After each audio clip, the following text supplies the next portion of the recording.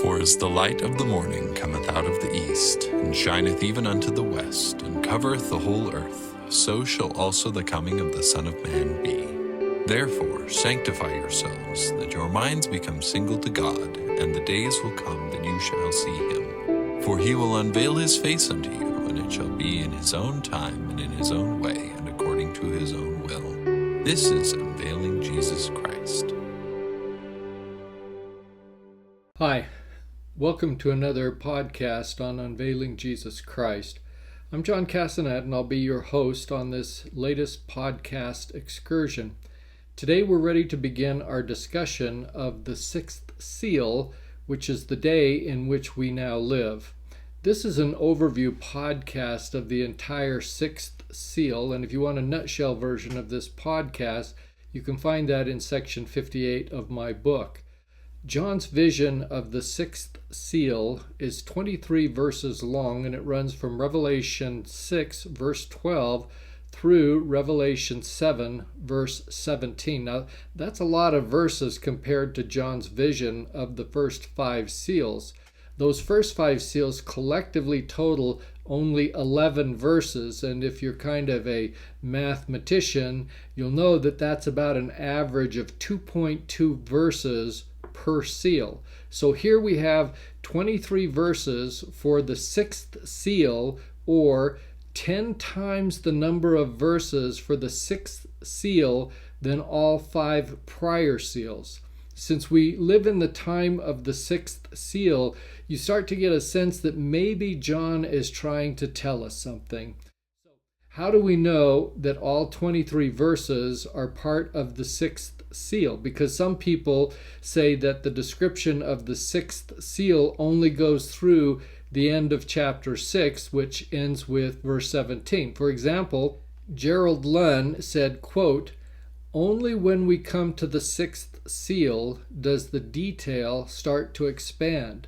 This seal," which he identifies as Revelation 6:12 through 17, and also Revelation 7, chapter 1, takes 14 verses, a discussion that is 7 times greater than each of the first 4 seals, but still represents only a tiny part of the vision.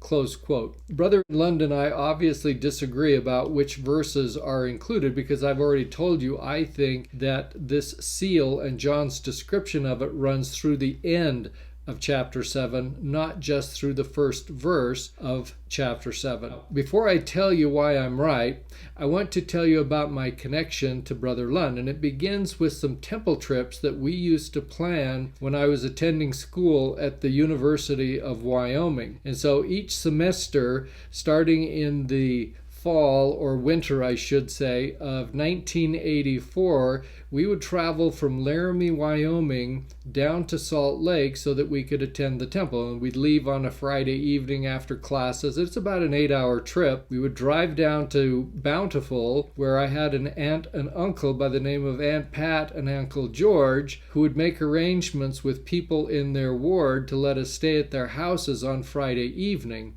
We would then get up early on Saturday morning and do temple baptisms, and then some kind of another activity in the evening. And the first time we planned this, my Aunt Pat was telling me, "Oh, you need to stay for Sunday school before you drive back on Sunday," because we're thinking, you hang around for the sacrament meeting, that we got 8 hours of travel ahead of us and we need to get going. She said, "Oh, no, you have to stay for Sunday school because we have this really great teacher." And it turned out that it was Brother Gerald Lund. And so I remember going to Sunday school on that first time that we went down there to Bountiful, and she was exactly right. I mean, he was this gospel scholar and this great scriptorian, and I just really enjoyed his class immensely. And I was thinking, maybe someday I would understand the gospel the way that he understands the gospel, and could be a teacher the way that he is a teacher. And so he doesn't know it, but he was kind of my mentor. I certainly don't hold it against him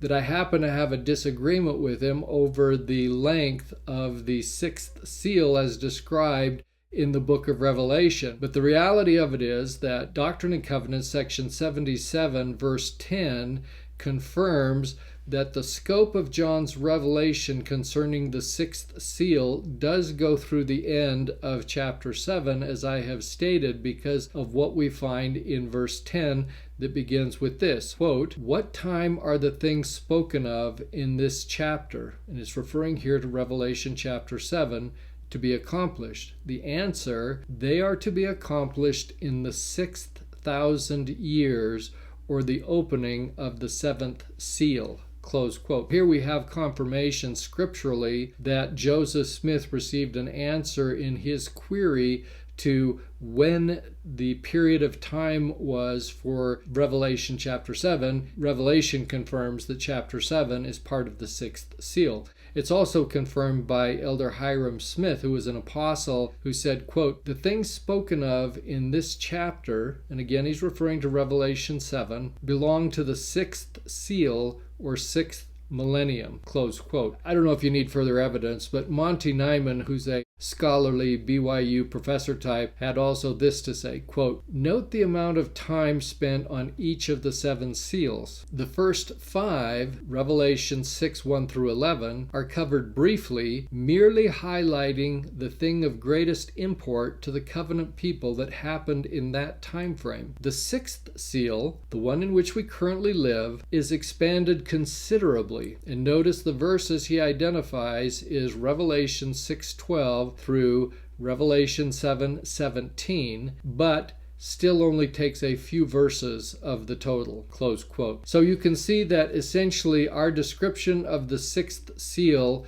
includes 23 verses. 6 of those are found in Revelation chapter 6 from verses 12 through 17, and the other 17 verses are the entirety of chapter 7 from verses 1 through 17. When we begin the discussion of Revelation 6 in verse 12 and then going through the end of that chapter to verse 17, there's this description of a massive earthquake and other signs in heaven and on earth. You immediately assume that these physical phenomena occurred back in the year 1000 AD at the time of the sixth seal when it began, but that's not correct. The earthquake doesn't begin the seal, nor is it contemporaneous with the time period when the sixth seal opens. The earthquake actually happens at the end of the seal. Now that seems unusual. Why is John starting out his description of the sixth seal with something that happens at the end of the seal? Well, that's not unusual, because if you go back and compare the first seal, which was the white horse and rider, who we recognize as the conquest of Enoch and his righteous people of Zion, that you find in Revelation chapter 6 verses 1 and 2. Well, Enoch didn't come until the end of the first seal. So what is being described in verses 1 and 2 of chapter 6 is Enoch at the end of the first seal, not the beginning. If you were at the beginning, you'd be dealing with Adam and the fall and things of that nature. So it's not necessarily a description of everything in the seal, but things that are of great import. And so it doesn't matter whether these events happen at the beginning, the middle, or the end. This is what is important for purposes of the continuity of the vision of John as recorded in the book of Revelation. Now, if you compare the fifth seal from the meridian of time when Jesus lived and died, it's all about the martyrdom, but not the atonement of Jesus Christ that happened early during the period of the fifth seal. And you ask the question, why do they talk so much about martyrdom? It's because that is something of import in the fifth seal that just so happens it's going to happen some more in our time frame. So he's really using the fifth seal even to kind of set up his vision of what's going to happen in the sixth seal during our day. So he's essentially talking to us. The message of the fifth seal is really a message to us in the sixth seal. And I discussed that in more detail in the podcast that I did 2 days ago on June 30th of 2024. So if you missed that, go back and listen to it again from that perspective. So the massive earthquake that we're talking about, since it comes at the end of the sixth seal and we are still living in the period of the sixth seal, that earthquake still lies in our future. It hasn't happened yet. It's not like the earthquake happened in the year 1000 AD and we all go back and try and historically find out. It says, well, was there an earthquake back in that time? If you're looking for it, you're looking in the wrong place. You have to look forward. It will mark the end of the sixth seal, and it also marks the start or the soon to start seventh seal. Now I say soon to start because the seventh seal will open in Revelation chapter 8 verse 1. And what you'll find when we get there is that as soon as the seventh seal opens, there's this half hour of silence. So it's like this little pause in time that we'll talk about more in the future. But the fact that the seventh seal begins at the start of Revelation chapter 8 is further confirmation that chapter 7 must necessarily include the sixth seal. Otherwise, we end up with chapter 7 that's just kind of hanging out there. And some people assume that's in fact what is occurring, and they describe chapter 7 as this interlude or a departure from the chronological account of John. Well, we can dismiss that notion because number one, the scriptures tell us that Revelation chapter 7 is part of the sixth seal, and so we shouldn't divorce ourselves from it and simply say, well, it's just kind of an interlude. Commenting on the events described in Revelation 6 verses 12 through 17, Richard Draper alludes to the earthquake at the end of the sixth seal, saying, quote, though much of Revelation is symbolic, behind that symbolism there are actual events. The Lord revealed to Joseph Smith the events that were destined to occur as the sixth seal closed. He said, before that great day shall come, the sun shall be darkened, and the moon be turned into blood, and the stars shall refuse their shining, and some shall fall, and great destructions await the wicked. Close quote. And he's taking that from Doctrine and Covenants, section 34:9, which parallels the description of John in Revelation chapter 6. We ask ourselves the question, how big is the great earthquake that will bring an end to the sixth seal? We describe it as a great earthquake. Those are John's words. So, but what does that really mean? I mean, how great is great? And so if you look at Revelation 6:14, it tells us that every mountain and island is moved out of their places. John is a guy who's pretty careful with his words. I often think he could have been a lawyer because he picks his words wisely and precisely and makes sure that he says what he means and he means what he says. So when he says that every mountain and island are going to be moved, that's describing a worldwide event. Now, if you can imagine, we're all used to earthquakes. We hear about them all the time, and there's an earthquake over here, and then there's an earthquake over there. None of them are worldwide events. They can be somewhat regional and certainly somewhat isolated in their effects. So for every mountain and island to be affected as a worldwide event is a pretty catastrophic earthquake. Now, you can kind of compare that to what happened back in 2011 when there was this underwater earthquake in Tohoku, Japan. That earthquake was a 9.1 on the Richter scale that lasted 6 minutes. Can you imagine 6 minutes? If you've ever been in an earthquake, that's like forever. But the earthquake moved Honshu 8 feet to the east. It was so powerful that it also shifted the Earth's axis between 4 and 10 inches. It also increased the Earth's rotational speed by 1.8 microseconds per day. Now, 1.8 microseconds, that doesn't seem like a lot, but we're talking about an earthquake that's 9.1 on the Richter scale, and it had these very significant effects. But what we're talking about with this great earthquake that's going to happen at the end of the sixth seal, it's nothing compared to that, because the effects of this earthquake in 2011 in Japan were still somewhat isolated. They occurred over a particular period that was in that locality. The other images I've got of the effects of this particular earthquake, just to give us a sense of the difference, I'm showing you here the Japan airport in 2011 because there was this massive tsunami that was caused by this earthquake, and there was damage, of course, to the Fukushima nuclear reactor. There were about 20,000 deaths and 2,600 people who were missing. The economic damages were estimated to be $300 billion.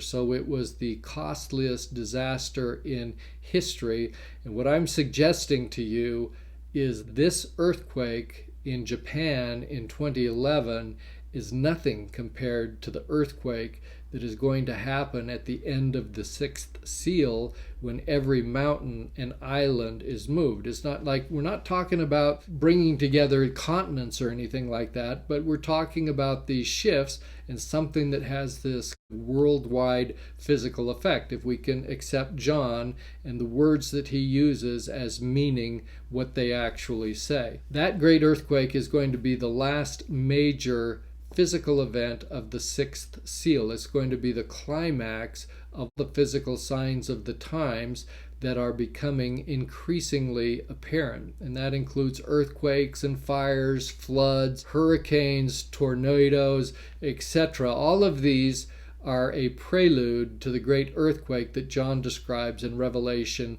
chapter 6, verses 12 through 17. And this great earthquake is essentially the start of the great day of the Lord's wrath. So after John saw the massive and worldwide destruction in Revelation 6 verses 12 through 14, we come down to Revelation chapter 6:17, and the chapter then concludes with this voice that asks, quote, "Who shall be able to stand?" Close quote. Stand is a word that is used multiple times in the scriptures. If you look at Doctrine and Covenants section 27:15, it says, quote, "Wherefore lift up your hearts and rejoice, and gird up your loins, and take upon you my whole armor, that ye may be able to withstand the evil day, having done all, that ye may be able to stand." Close quote. In Ephesians 6:11, similarly, it states, quote, "Put on the whole armor of God, that ye may be able to stand against the wiles of the devil." Close quote. Now, if you're beginning to catch the drift here a little bit, you'll recognize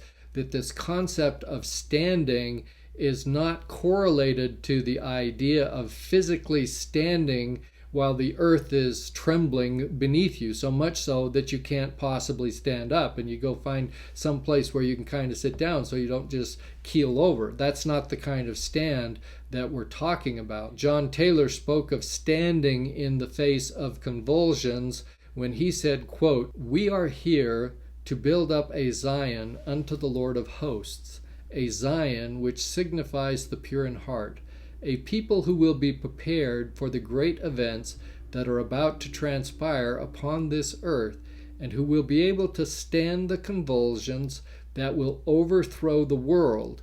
And he has given us the priesthood for that very purpose." Close quote. President Taylor is talking here in a metaphorical sense, where he takes the idea of the physical convulsions, but then he's talking really about standing spiritually in the midst of all these physical convulsions, but standing spiritually, because you're spiritually strong, and that's why we have the priesthood. We're not talking about standing when the earth shakes and quakes. We're talking about standing spiritually against evil and wickedness, standing firm against Satan and not being overcome. And John ties the idea of standing physically during an earthquake with standing spiritually at the time of the great earthquake. So when that day comes, the bottom line is you better have your spiritual ducks in a row. And you kind of compare this to what was said in Alma chapter 34:34, which says, quote, "Ye cannot say, when ye are brought to that awful crisis, that I will repent, that I will return to my God. Nay, ye cannot say this. For that same Spirit which doth possess your bodies at the time that ye go out of this life, that same Spirit will have power to possess your body in that eternal world." Close quote. Now, I quote this scripture as kind of an analogous situation. The scripture applies to a person who dies unprepared because they didn't repent during the period of their lifetime, and your spirit doesn't automatically change when you go into the spirit world and realize that's not the end, and you're suddenly saying to yourself, well, okay, I messed that one up. I'm a new man. The same thing applies to what's going on at the time of the great earthquake. If you're not spiritually prepared, even if you physically stand and survive the great convulsions associated with the great earthquake, it's not like you're just going to immediately say, wow, I'm glad I survived that physically. Now I guess I'll put my spiritual house in order. It just doesn't work that way. It's possible that you would repent, and the part of the purpose of the great earthquake and other calamities that will exist as we come to the end of the sixth seal is in fact to encourage people to do that. But they're going to be few and far between that actually have that mighty change of heart that's required. Keep in mind, the second coming is not contemporaneous with the end of the sixth seal and the start of the seventh seal. For this, go back and take a look at my podcast that I did, including my Come Follow Me number 4 from October 22nd of 2023, where I talk about the structure and overview of the book of Revelation, and then also Come Follow Me number 11 from December 10th of 2023, where I talk about the overview of Revelation chapter 6 through 11. And you'll get a broader, it's kind of like you zoom out a little bit and see what I'm telling you when I say the end of the sixth seal and start of the seventh seal is not the second coming. There's still some things that have to happen, including things like Armageddon, that is part of the seventh seal. So you will get to the end of chapter 6, that will then include some things from chapter 7, and we'll begin the seventh seal in chapter 8, but we still have some more things to go after that. And so those will come in due course as we continue our podcast discussion. So how do we stand in this spiritual sense of the word? That's getting back to the question that is asked at the end of chapter 6, who shall be able to stand? What do we have to do spiritually to be able to answer that question? The simple answer is only those people who are prepared are going to be able to stand. Okay, next question. What do you have to do to prepare to stand as described in Revelation 7? Because that's where the answer is found. The question is asked at the end of chapter 6, but the answer comes in chapter 7. And this is what J. Perry tells us when he said, quote, the question posed at the end of Revelation 6, who shall be able to stand when the Lord sends his great judgments upon the earth, is answered in Revelation 7. Those who possess the seal of the living God. Close quote. So we're going to get our explanation of the seal of the living God in Revelation 7, but that's what is required to prepare us to be able to stand. Now, Revelation chapter 7 describes two events that must and will occur to prepare people to stand as we go into the seventh seal. Now, what you have to have happen is these two events need to occur before the end of the sixth seal. That is, before the great earthquake that we've been talking about. And this will then prepare humans, and I emphasize both the living and the dead, to stand spiritually, because we're not just talking about physical standing that would apply only to mortal humans. We're talking about spiritual preparation for both the living and the dead. And what we're preparing the living and the dead to do is to stand on Mount Zion at the second coming as recorded in Revelation chapter 14. And in order to do that and to be prepared to be able to do that, you need to have the seal of the living God. And it's a bit of a process more than simply a single event. Essentially, there are two things that need to happen as precursor or predecessor events in order to accomplish the sealing of the living and the dead with the seal of the living God before the great earthquake. And so now we're talking about some scheduling that needs to happen. This is celestial scheduling. In my former life as an attorney, I did a lot of construction litigation. The construction litigation that I did included lawsuits that involve complex public works projects. And in one of my blogs, I described one of these projects known as the Sonoma County Prison in California. This particular contract had a $5,000 a day liquidated damages clause. And what that means is that for every day the contractor was late in completing the project, he would have to pay $5,000. So this scheduling was a big deal because this project went over by at least a year. It might have even been more. I just can't remember the specific details, but it might have even been a couple of years. But even assuming the project went over by only a year, that's $1.8 million in liquidated damages at $5,000 a day. And so by the time this thing is, let's just call it a year overdue, there's obviously a lot of finger pointing going on among the general contractor, the owner and his architect and engineering team, and the subcontractors about who's at fault for causing this project to go overtime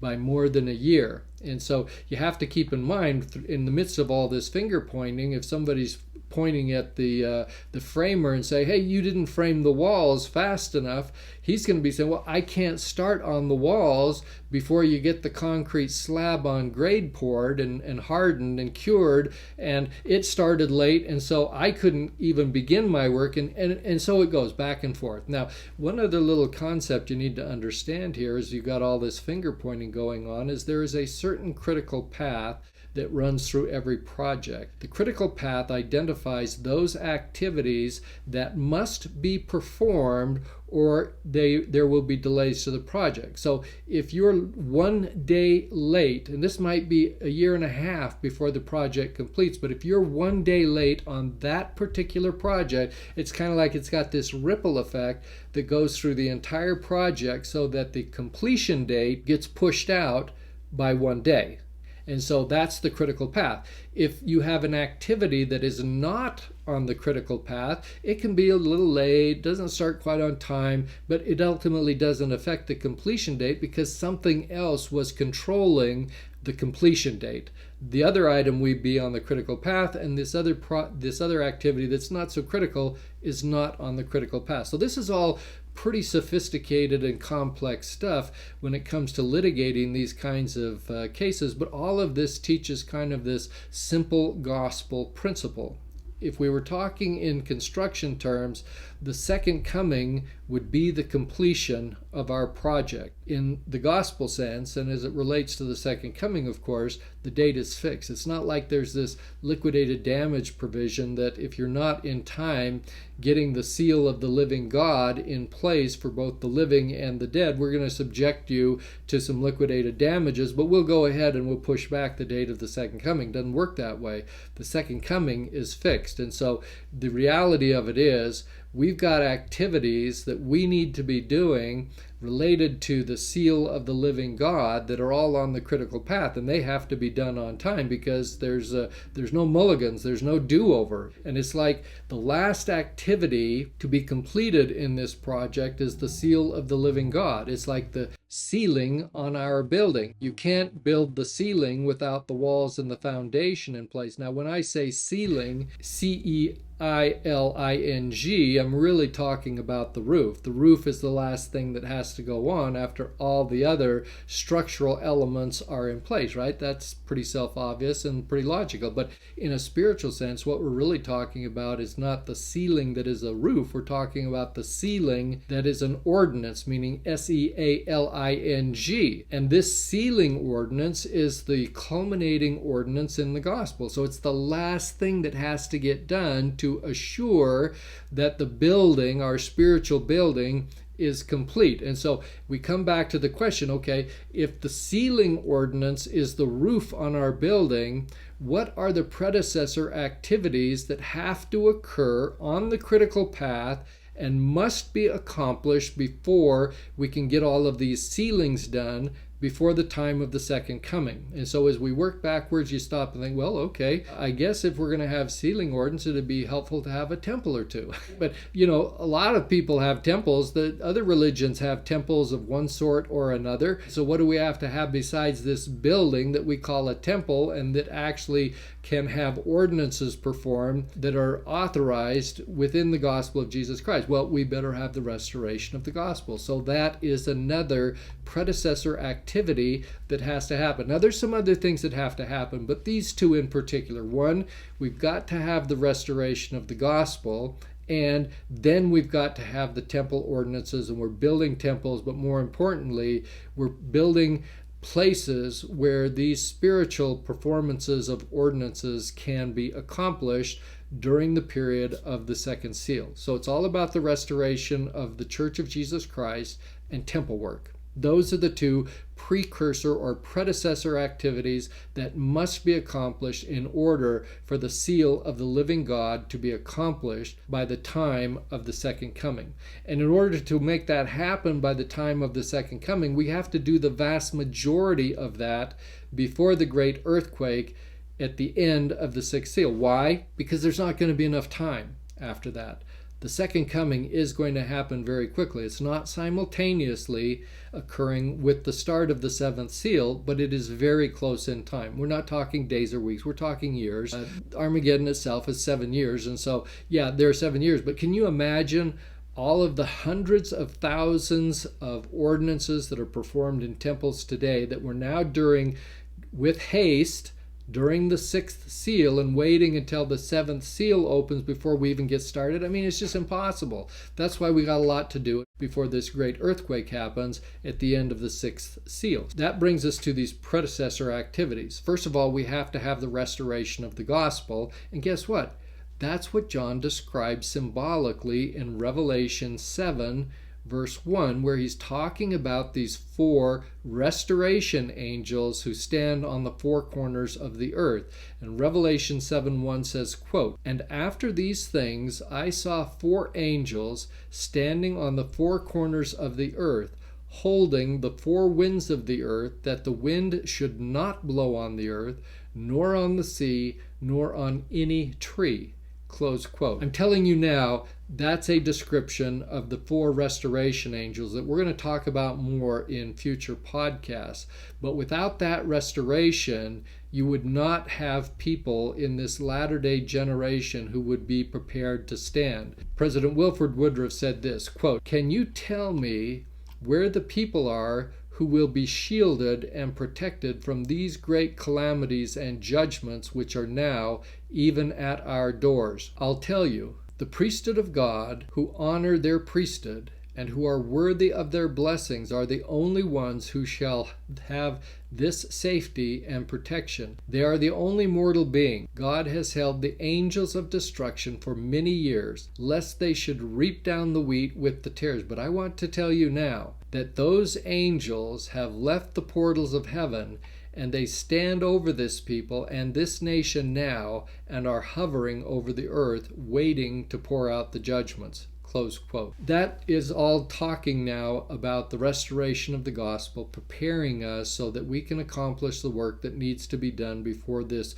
wheat and tares scenario happens, where the wheat is divided from the tares and the tares are gathered out and burned while the wheat is preserved and put into the barn. So that's the restoration. And again, we're going to get to more of that in a future podcast. This is just an overview. The second precursor activity or preparatory event that has to happen in the sixth seal is the actual sealing ordinances that occur in the temple. And this is what John describes in Revelation chapter 7, verses 2 through 8, where he's talking about the sealing of the 144,000 servants of God who are sealed in their foreheads. And so after these sealings are accomplished, then our project is essentially complete. So what do you do when you complete a big construction project? Well, you kind of sit back and kind of admire it. Take a look at it. Well, that's what John does after he gets done describing the sealing process accomplished during the sixth seal in verses 2 through 8.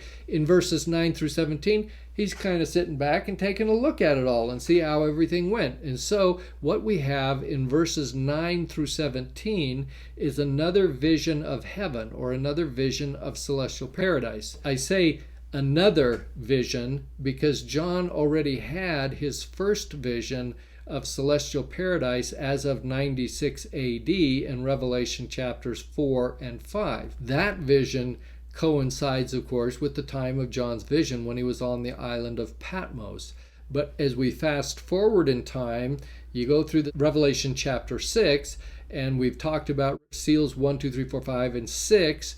And as we're approaching the second coming in Revelation 7, he's now taking a look at our handiwork, and he's seeing the vision again. Now keep in mind, John's visions are chronological, as I explained in my Come Follow Me podcast number 4 on October 22nd of 2023. So if you're not understanding the chronology and the structure of the book of Revelation, it means you skipped my podcast or you didn't remember. But go back, listen to it again so that you understand the chronology and structure, and you'll know that Revelation 4 and 5 is a vision of celestial paradise as of 96 AD, and you'll know that the vision of paradise in Revelation 7 is after all of these sealings that have occurred, and you got lots more people who qualify to be in celestial paradise because they've had their temple work done, and now they're hanging out just waiting for the second coming, which we will then see in Revelation chapter 14, verse 1. Remember, I said the goal is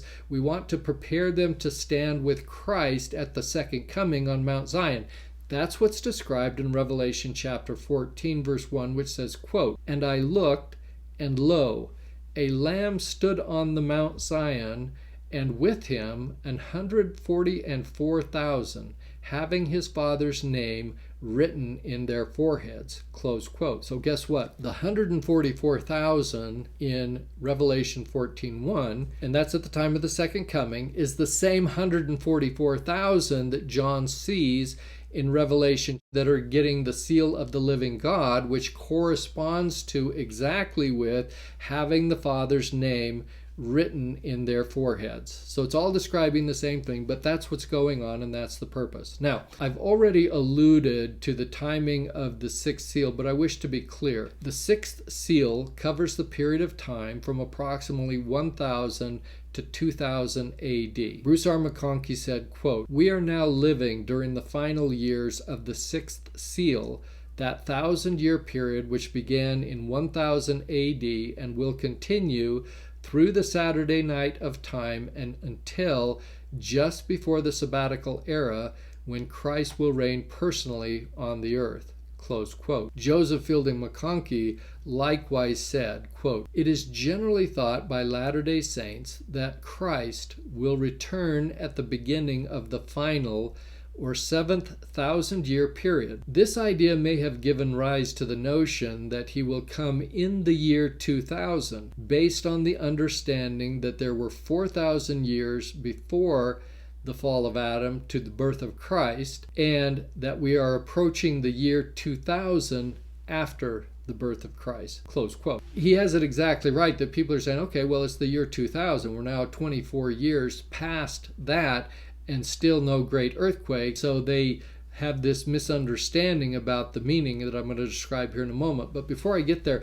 I just want to say that there are lots of different thoughts and interpretations as to what these seals actually mean and the time period in which they occur. We have the scriptural benefit of knowing from Doctrine and Covenants section 77 that these seals represent 1,000-year periods of time in the earth's temporal history, but not everybody has that benefit, and not everyone believes that that's what is stated in the scriptures in the Doctrine and Covenants. Albert Barnes, for example, who is not LDS, summarized the various views about these seals as follows: "It is unnecessary to say that there has been, in this case, as in reference to every other part of the book of Revelation, a great diversity of opinion respecting the events symbolized by this sixth seal. Grotius applied it to the wars between the Jews and Romans under Nero and Vespasian. Dr. Hammond supposed that the defeat of the Jewish leaders in those wars was particularly symbolized. Mr. Brightman referred to these symbols to the persecution under Diocletian. Mr. Mead and others refer to it to the defeat of the pagan powers and the final suppression of those powers as opposed to Christianity. Vitringa regarded it as foreshadowing the overthrow of the anti-Christian powers of the Western Roman Empire. Cosius explains it of the wars of the Emperor Frederick against the German princes in the 16th century. Dr. Woodhouse of the Day of Vengeance at the End of the World. Close quote. Now, he goes on and on. I didn't include the entire quote, but I think you kind of get the message of what he's talking about in the diversity of opinion. So that's the problem that a lot of people face. We don't have that disadvantage because we have the scriptures telling us what this is, but we still face this nasty problem of the fact that, well, if each of them is a 1,000-year period, then the sixth seal should be ending by about the year 2000, and we're already past that, and guess what? No great earthquake. So people might be led to say, well, the Lord delayeth his coming, which can't be the case because the second coming, as I've said before, cannot be delayed. The timing is unalterably fixed. White Brewster had this to say, quote, "As to the second coming, the time is fixed, the hour is set, and, speaking after the manner of the Lord, the day is soon to be. The appointed day can be neither advanced nor delayed. It will come at the decreed moment, chosen before the foundations of the earth were laid, and it can be neither hastened by righteousness nor put off by wickedness. It will be with our Lord's return as it was with his birth to Mary. The time of each coming was fixed by the Father." Close quote. And he's actually quoting Elder McConkie in the New Witness for the Articles of Faith, as you can see. Bruce R. McConkie also said in his book entitled The Millennial Messiah that, quote, "The seventh of the 1,000-year periods can only commence at one single instant in time. As we have seen, many of the events incident to the second coming will take place during the close of the sixth seal and others after the opening of the seventh seal. And yet the formal beginning of the millennium will take place at a fixed and determined and set moment." Close quote. We have to acknowledge that the end of the sixth seal, or the great earthquake, has indeed been delayed beyond the year 2000, but John's vision in Revelation chapter 7 predicts this. In other words, he forewarned us that there was going to be a delay in the end of the sixth seal. And why do you suppose that is? Well, it's because we're all procrastinators here in these last days. We delay the work of salvation. We don't go to the temple as often as we could be. So the Lord knew that we were going to be a bunch of procrastinators. And so he's been recognizing this, and he kind of waits to close the sixth seal because he knows we have a lot of temple work that we need to get done. So, but you have to remember that our construction project, we need the sealing to be accomplished as the last event before the second coming. And most of this work, as I mentioned, needs to occur in the period of the sixth seal before we go galloping into the time of the second coming during the seventh seal. So what we find is John's prediction of the fact that we will delay the closing, intentionally delay, no liquidated damages. This is part of the schedule. But we will close the sixth seal after the timing of the 2,000-year period after the time of Christ, as recorded in Revelation chapter 7, verses 2 and 3, which says, quote, "And I saw another angel ascending from the east, having the seal of the living God.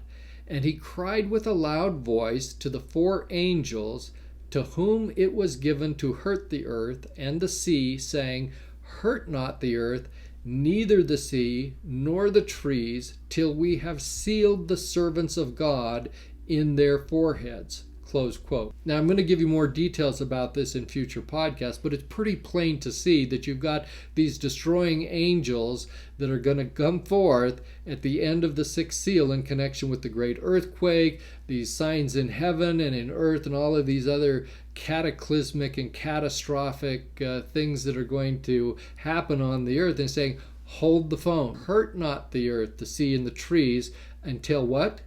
We have sealed the servants of God in their foreheads. In other words, we've accomplished the seal of the living God for both the living and the dead. Why? So they can stand with Christ at the time of the second coming. But we have to get that work done. So we're going to give you a little extra time here in the sixth seal. Now, that's not something that should give you pause to think, oh, well, I can just kick back.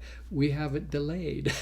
Right? Don't make your procrastinating any worse than it already is. Get out there, do your family history work, get your own temple work done, and then start working on your ancestors who gave their lives so that you could have the gospel today. So the great earthquake and the day of the Lord's wrath are delayed to the end of the sixth seal for these temple sealings to be accomplished for the 144,000 servants, so they will be worthy and qualified to stand with Christ on Mount Zion at the second coming. Now notice I'm being careful with my words because I said we need to have the sealings of the sixth seal to be accomplished. I didn't say completed. We will never complete all of the sealings that have to happen before the end of the sixth seal, but we will accomplish all those that are necessary to ensure that whatever else remains after the sixth seal closes, we will be able to complete by the time of the second coming. So the temple work will still continue after the seventh seal opens, but we just need to get enough done so that we're not really far behind. But there is a sense of urgency as we work here in the sixth seal, and you can see it. You can feel it in the talks of the brethren as they talk in general conference. You can see it by the number of temples that get announced. There's this urgency. We're escalating in an exponential way the type of work that we're doing, and that's because we have a lot still to do before the close of the sixth seal. So we gotta get on with it. And so keep in mind also that temple work will continue to occur during the millennium also. So we're saying, yeah, we have to have all these people sealed and the temple work done so that the people can stand with Christ on Mount Zion. But guess what? There's still going to be temple work, sealings that are going to happen during the millennium. Well, what does that do to those people in terms of their ability to stand on Mount Zion with Jesus Christ at the time of the second coming? Well, you're just going to have to stay tuned for that. This is just scenes to coming attractions. But you just stop and think about it for a second, and you'll already know what the answer is. You know, you have to be sealed in your forehead. You have to have the seal of the living God, which is a two-part process that includes the temple work as part of the sealing ordinance, and also to have your calling and election made sure. That's what the seal of the living God is all about. And so if you're missing one of those elements, there's your answer. But we'll talk some more about that when we get there. Well, that kind of gives you an overview of what you can expect during the sixth seal as far as Revelation 6 verse 12 through Revelation chapter 7 verse 17.